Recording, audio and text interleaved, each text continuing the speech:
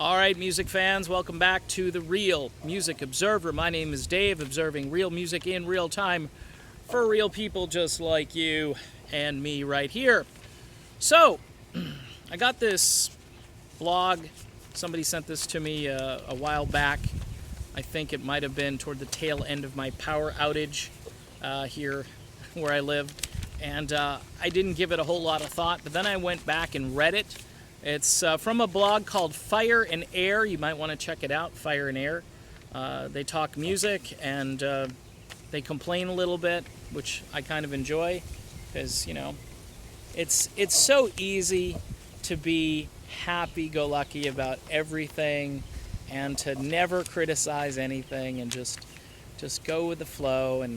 But I like when people are critical, when criticism is warranted.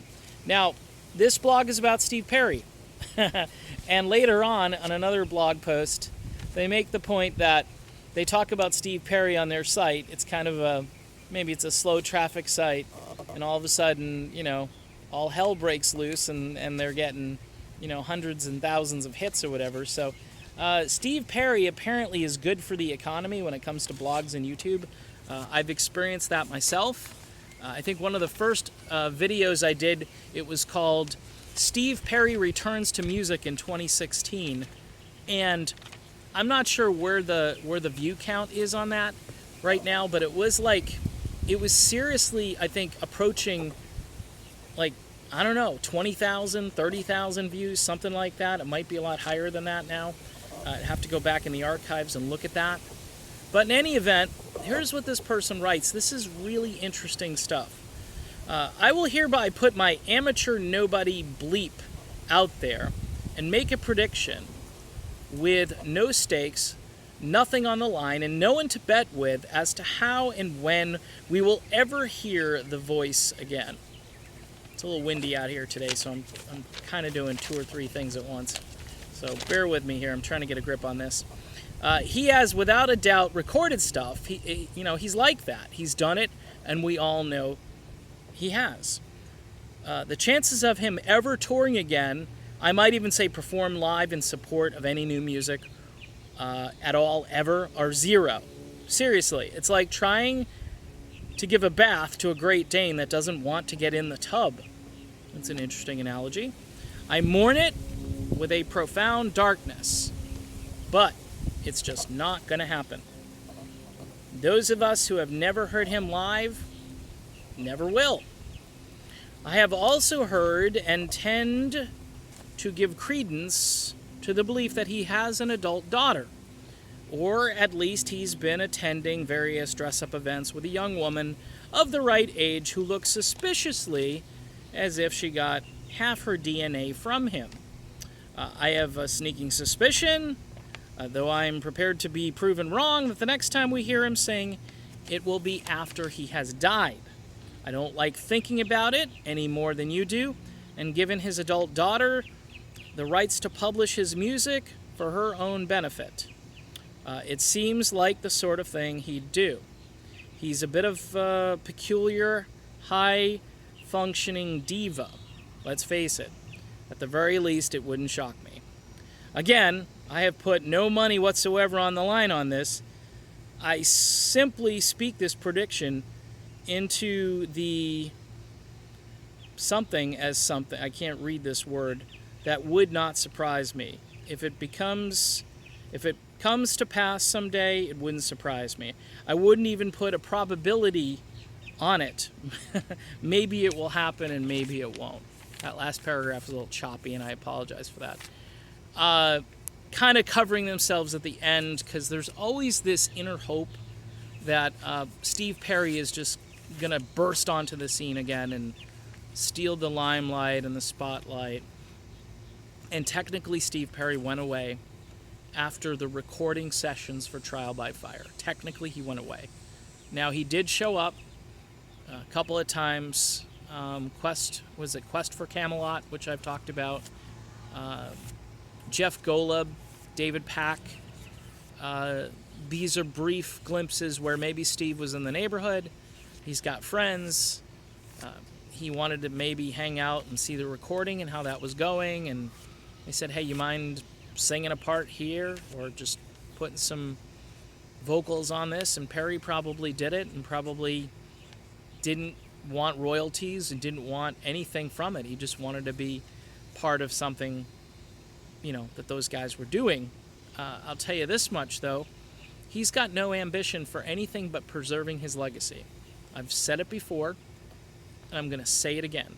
The legacy that he created in that band when he was in the driver's seat, and when I say he's in the driver's seat, I say when Greg Raleigh exits the band, he's fully in the driver's seat. Your old lead singer says he doesn't want to tour anymore, which I think is BS. I think he sees the writing on the wall. He sees more songs that Steve is going to sing. He sees Steve's songs becoming extremely popular. And he sees the energy bubbling under. Now, he goes out classy in a way because he recommends Kane, and Kane comes in and helps ignite some really great songwriting between himself and Perry, and to a lesser extent, Sean. Let's keep Sean out of this because I don't want to ruin the video. So, the point I'm trying to make, though, is that Perry has control from when Raleigh leaves. He has control. After he leaves, he has control. Everybody's waiting for him in 87, 88, 89. They're saying, hey, the fan club is still going in those years, some of you know. And the fan club kept people on their seats. They didn't know what to tell people. Perry, I think they do a concert, in 91 or something like that? And then Perry finally releases an album. Somebody said, hey, you never talk about the 94 tour. I'll have to go back and look at the 94 tour and see. I've heard music from it, and, he sounds great. He sounds great in 94. He then supposedly, according to Kane and this behind the music thing, he supposedly calls Kane up and says, hey, let's get Journey back together again. I've heard from a lot of folks that it was CBS Records that basically said, hey, we need one more album. You have to fulfill this contract. So they go in the studio. They create Trial by Fire. The rest of the guys do this, hey, when are we going to tour routine? When I think they knew that he wasn't going to tour. Okay, why in 98 did he do Quest for Camelot? And Jerry comes in at the same time. Perry is still singing. He's got Foster and Carol Bear Sager writing this song. I think Perry had other ideas at that moment. But the bottom line is, at that point, Perry basically left the steering wheel and said, okay, I'm not driving this thing anymore. I drove it. And his legacy is really the years from, say, now you may say from 77, I would say about 80, 81, where Raleigh leaves, maybe in the middle where Departure is done, and then probably right up until the last note is sung for Trial by Fire in the studio. That's the Perry era, and that's the best music that Journey's ever created. There's no argument from anybody. With apologies to Steve Augeri, who had an impossible task. Same with Arnell. Same with Jeff Scott Soto.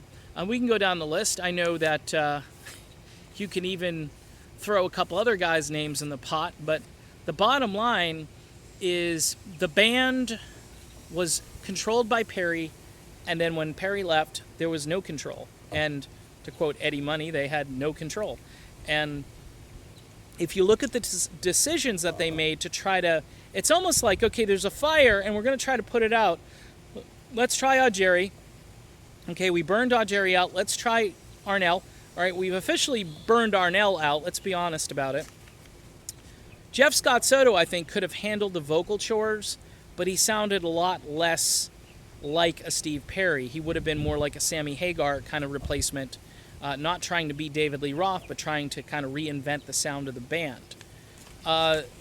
Perry, though, since leaving the steering wheel and getting out of that seat in 96 or 97, officially they say 98, I think, when they say they're going to call and look for other vocalists and so forth, he just doesn't want this. He doesn't want the limelight.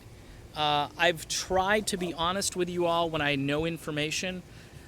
Like I said, I've been saying it in a couple of videos, and people are like, damn, stop saying that. All those people who said his album is coming, those folks have all kind of crawled back under their, respective rocks. Remember when the Babies said that they're looking forward to working with Steve Perry and touring? Just to get a rise out of people, they said that. And it was a goofy statement, and certainly couldn't be verified or quantified in any way.